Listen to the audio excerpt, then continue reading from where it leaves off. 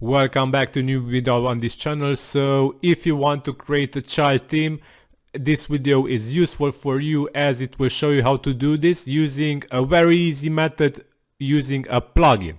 So if you want to know also the hardcore method, which will involve coding and creating your own child themes using code, let me know in the comments of this video and I will do another tutorial video also on the coding part for creating a child theme.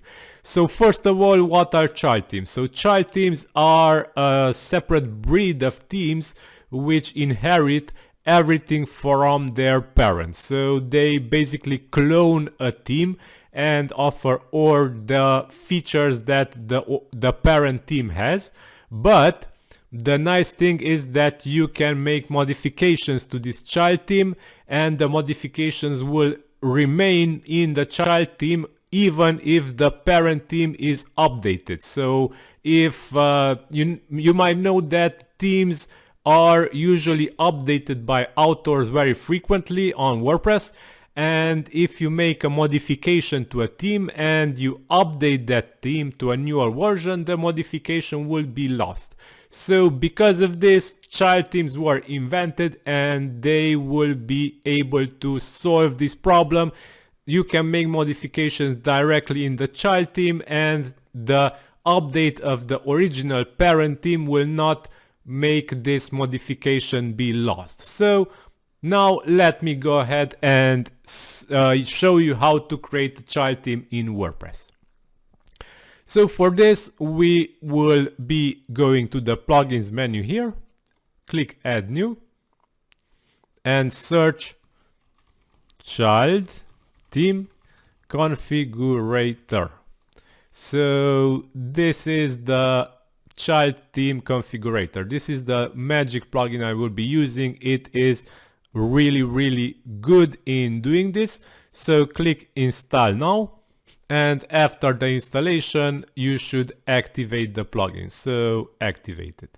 Now that we are done with this, we can use this child theme configurator in the tools menu. We will see child themes. Click on it and you will be able to use these actions. So first of all, we need to create a new child theme, and to do so we need to select the parent theme. So let's select, for example, any parent theme that you need. So the Madara theme is a good start. So click analyze. So these are some coding issues that appear in the theme. This is the name of the child theme. It is recommended that you leave the child here, the child part of the naming, to know that this is a child theme. Select where to save new styles. Default value is okay, as separated style sheet is allows you to customize style sheet that load after the primary style sheet. So if you want to have advanced control over style sheets, you can select this value. Default value here is okay. All you have to do is check also the copy menus, widgets and other customizer options if you want to have the widgets and menus copied from the child theme. If you don't want the widgets and menus and other stuff copied, leave this blank. Click the create new child theme and now the plugin will process and create your own child theme. So the child theme appears to be functioning correctly. So Madara child was created. If we go to appearance themes, we can see the Madara child theme here and active. The nice part is that we can also configure an existing child theme, and we have here many options.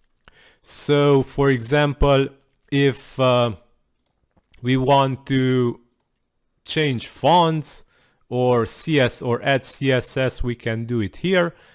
Or if we want to change the name of the child theme or URL, of the theme or template or author. So the template should not be changed as this will break the child theme.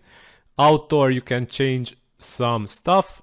And also if you want to edit a specific file from your parent theme, then you can select the file from the list which the plugin will display. So for example, if you want to edit the header of the theme, just select it and click copy selected to child theme.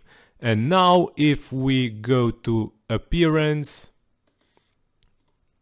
and go to this theme, activate it, and now we have the child theme active.